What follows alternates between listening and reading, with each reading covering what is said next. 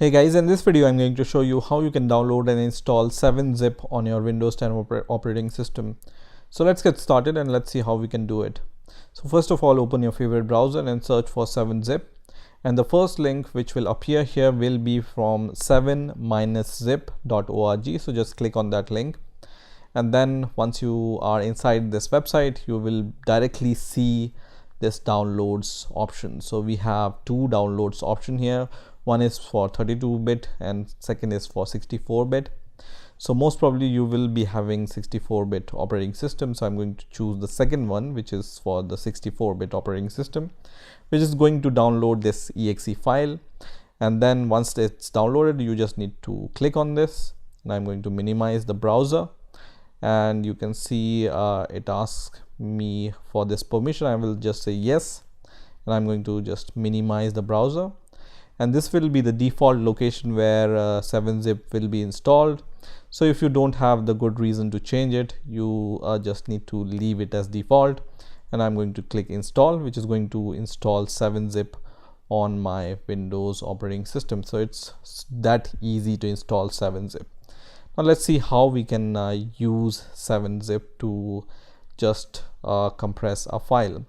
So what I'm going to do is, once again I'm going to go to my PC, and I'm going to go to C drive, when I'm going to go where I have installed 7-zip, which is program files and then 7-zip. right here you just need to open 7zfm.exe file. So I'm going to right click on this file, and I'm going to open it as administrator, and once this opens, I will just say yes for now, and this is going to open this 7zfm, and in here you just need to go to tools and then options, and in the options you just need to click this plus button, okay, and then click apply and then click OK.